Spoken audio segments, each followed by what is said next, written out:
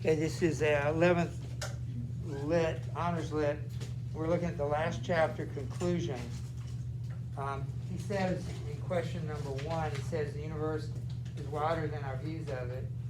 It's just kind of self-explanatory. It's bigger than we think it is. And so we are narrowing our thoughts because we haven't expanded our thought. We need to embrace how big life and universe is, and you do that by thinking and questioning and observing. So that's the first thing.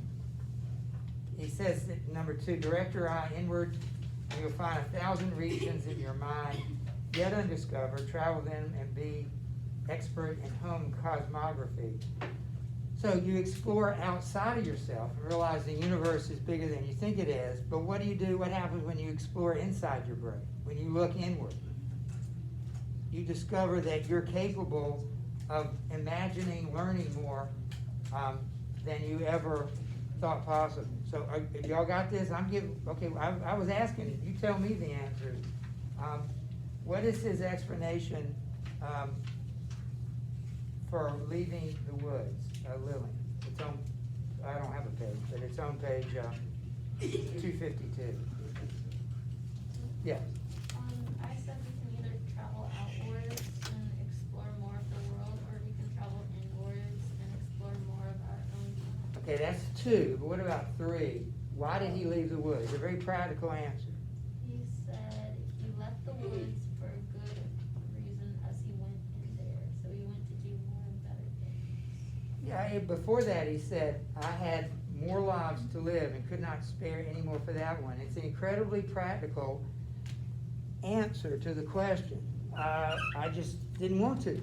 I just had more things I had to do. I didn't have time to do this anymore. How long did he stay at Walden? 2 months. 2 years, 2 months. So it just came to him, I'm ready to go. It's over. What did he learn? This is number 4. I think we did this one. Si, do you have an answer? Just that, like, you need to stay on the path you're on, like confidence in what you're doing. It might turn out better than you expected. Yeah, and another way to say it, you need to pursue whatever it is. What he pursued, whatever he did, and if you do that, then you'll be more successful than you imagine. Most people are quitters. They don't ever achieve it because they quit. And he's saying, don't quit. Keep after it. Yeah. For that one I had written down, and I don't know if this works or not, but I have, if one sets out with confidence, his goal will be achieved. Yeah, and add what we just said, that you pursue, advance confidently. So that suggests that you go after it. You don't sit back and wait for it to come to you. You're confident, and I've made this comparison before. I ran in high school, and I always wanted to be state champion. Every time I worked out, I was state champion. I finished 8th. I was 15 seconds. I was 4:30. They were running in at 4:16 for the mile. I was coming in at 4:30. I was 15 seconds. That wasn't even my best time. And I was really disappointed. I had gotten injured that year, and I just felt like I was capable of more than that. But as I look back on it, what if my goal was, what my first goal in running was? To break 5 minutes in a mile. When I was a sophomore, that was my goal. I thought that was the limit. If I could break 5 minutes, I'd be so happy. I did that the first meet that I ran, and I had to change all my goals. I had to say, wait a minute, maybe I thought too low of this. Maybe I need to expand it. And, so I went on the other extreme. I'm going to be state champion, and I wasn't that either. But I always think if I had not set my goal here, I don't think I ever would have gotten here. I think that's something to be said. And I've said this before. There was a guy at Duke when I was at Carolina, and I stopped running after my first year at Carolina. And I was better than this guy. But I stopped, and he didn't. And I watched him from the stands at Fetzer Field in Carolina. I watched him in the ACC championships score points for Duke in the 2 mile, I don't know, they had the 2 mile at the time. And I was thinking, I was proud of that guy because if I had stuck with it, maybe I could have placed in the ACC championships, but I wasn't on the team. You can't place, and I was a walk-on, so I didn't have a scholarship. I just think that's really important to set your goals. Like, you don't set them, I just want to, make a C on this, or whatever. Set it higher than you can reach. And look at the rest of that. At the end of that paragraph, it says, if you have built castles in the air, I can imagine giving that to you on the test. So highlight it. It's not on your questions, but I like it because it's the other half of having high dreams. What's the other half of having big dreams? Well, it says it right here. If you've built castles in the air, your work need not be lost. That is where they should be. Now put the foundations under them. What is he saying? It's good to have big dreams, but what must you also do? Small worldly achievements that build up a foundation. Well, so what are the foundation? That's the hard work, right? So you can set the highest goals in the world, but if you don't work at it, there's no way you can accomplish it. I remember teaching young kids at Page, 9th grade kid, and he'd be telling people, I'm gonna play, college basketball. He quits the JV team. He doesn't play JV. Doesn't cut. He just quit. And he said, I'm too good for that. I'll go to another school. And I always thought that was really sad because he never tried. He had this big dream playing college basketball, and the first disappointment, he just gives up on.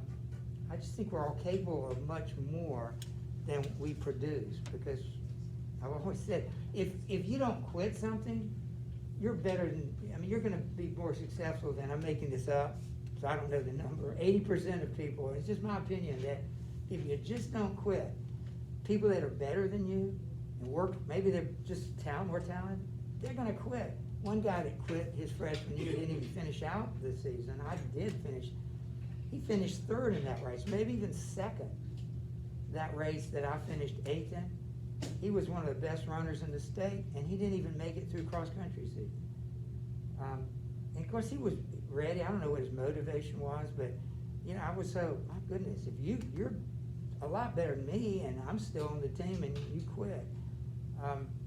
I just think to me, that's part of what he's saying, what he learned about that. Look at, we're going to skip some page. Look at page 255.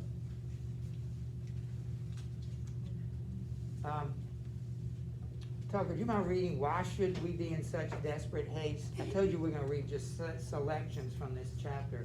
Why should we be in such desperate haste to succeed, and in such desperate enterprises? If a man does not keep pace with his companions, perhaps it is because he hears a different drum.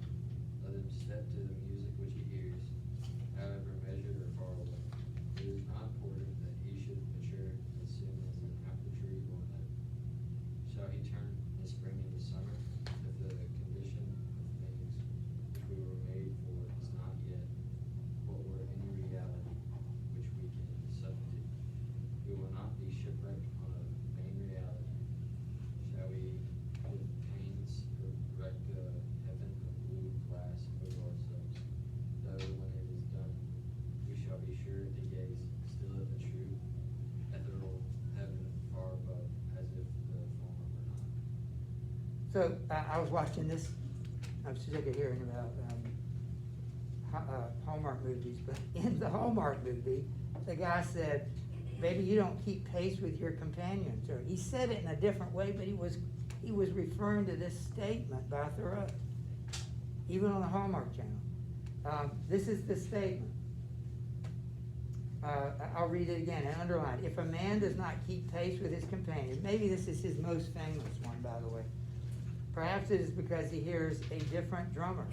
Let him step to the music which he hears, however measured and far away. What does he mean? It's a metaphor, so you have to think figuratively. If a man does not keep pace with his companions, what does he mean by that? He doesn't keep up with his companions. Are they talking about a literal walking, running race? Well, what are they talking about? Lily? Maybe if he doesn't do the same things as other people Good. Doesn't progress at the same rate as other people. What's his explanation for that? Perhaps it is because he hears a different drummer. So what does he mean by that? If you're not doing the same thing as everybody else, what's the explanation according to Thoreau? Yeah, You have different inspirations, you wanna do something different. that's right. You're walking by a different set of desires or beliefs, whatever. Let him step to the music which he hears, however measured far away. So the metaphor is marchers in an army or something, or music, and your music that you're stepping to could be very different from mine. And so what does that say about conformity and non-conformity? That's on the review sheet, by the way, for the exam. How does that speak to conformity and or non-conformity? Well, it's about conformity, so what's he saying about conformity? You don't necessarily have to. Right. You'll want different things than other people do. Yeah, so he's saying it's not necessary for you to conform to the people around you. Now, you can argue is this is good, right or wrong, good or bad. I'm just telling you what he says. I think there's a lot of truth to it, that you don't have to be like anybody else in this room or in your class or this school or anywhere. You know, God has a plan for you. You may not see it that way. Thoreau may not see it in terms of God's plan for you, but he is saying about what you are compared to what somebody else. You don't have to be somebody else. Yeah. During orals, will we be allowed to have this book with us? No, that's why we need to, know it pretty well. Yeah, you're not gonna be able to. Walker, do you mind reading at least part of this? I think we can read, maybe we have time to read this. It's the next question, number 6, but would you read There Was an Artist? There was an artist in the city of Cairo who was disposed to strive after perfection. One day it came into his mind to make a staff, having considered that an imperfect work time is an ingredient, but into the perfect work time does not enter. He said to himself, "It shall be perfect in all respects, though I should do nothing else in my life."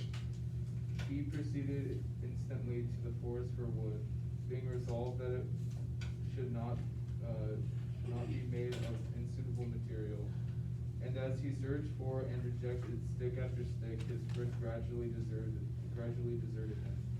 For they grew old in their works and died, but he grew not older by a moment. His singleness of purpose and resolution and his elevated piety endowed him, without his knowledge, with perennial youth, as he made no compromise with time. Time kept out of his way and only sighed at the distance because he could not overcome him. And I think that's probably enough. So the question is number 6. An artist decided to focus his entire life in making the perfect staff. That's all. And he said it's got to be perfect. And it says that he kept working and working, and he never, now this is, figurative. You got to think figuratively. He never got old. Others grew old and died, but he never got old. And he kept working, and he was kind of perennially young. What is the meaning there? Knowing that it's not literal. Working on a staff for your life isn't going to make you have eternal life and live forever. But what is his point? Yeah, well, Maybe he's saying that his work is immortal. well, that's a good point. And what does it do for you? If you find some single thing that you do really well and you work at it with all your heart, what's it going to do for you? Give you purpose. It's going to give you purpose. It's going to, in a way, make you young. I'm thankful for you because you make me feel young. I sometimes look in the mirror and I say, wait a minute, that's not the guy I thought I was, because being around students who are 16 years old, like for most of your life, makes you think that you're young, even though you're not. So I love that idea of youth as a state of mind. And I think doing something well with all your heart is really good. Turn the page, and maybe, Jameson, you could read the last paragraph on page 256. However means your life is, meet it and live it. Do not shun it and call it hard names. It is not so bad as you are. It looks coarse when you are righteous, but a fault finder will find faults even in paradise. Love your life for as it is. You may perhaps have some pleasant, thrilling, glorious hours even in a poor house. The setting sun is reflected from the windows of the almshouse as brightly as from the richest man abode. The snow melts before its door as early in the spring. I do not seek but a quiet mind may live as contentedly there and have as cheering thoughts as in a palace. The town's poor seem to me often to live the most independent life of any. Maybe they are simply great enough to receive without misgiving. Most think that they are above being supported by the town, but it oftener happens that they are not above supporting themselves by dishonest means, which should be more disreputable. Cultivate poverty like a garden herb like sage. Do not trouble yourself much to get new things, whether clothes or friends. Turn them old, return to them. Things do not change, rechange. Sell your clothes and keep your thoughts. God will see that you do not want society. If I were confined to a corner of the garden all my days like a spider, the world would just be large to me while I had my thoughts about you. And I think we can stop there. Turn to question number 8. We'll come back to 7. Question number 8, what does he mean? Guys, we're not done. We need to write this down. However mean your life is, meet it and live it. It is not so bad as you are. Do not shun it, your life, and call it hard name. What is he saying? He made the comment, the setting sun is reflected from the windows of the almshouse as brightly as from the rich man's abode. The snow melts before its door as early in the spring. Yes. Maybe embrace the difficulty of life. And just the reality of life. I'd add that to what Walker just said. Embrace the reality of your life. Don't call it a bad life. It's what you got. It doesn't mean you can't make it better and all that. But he's saying don't go talking about how bad your life is.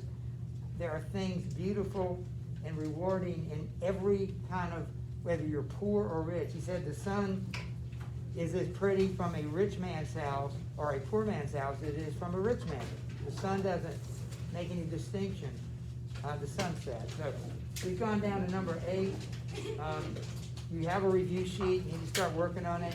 I'll watch the Google Classroom on Wednesday. And so you need to take your books, you need to take your notes. I would suggest I might do something with the exam review. I might make the assignment having to do with that exam review. So if all your notes and books are here, that's not going to be any good. So okay, let's wait. We're going to wait for the announcement.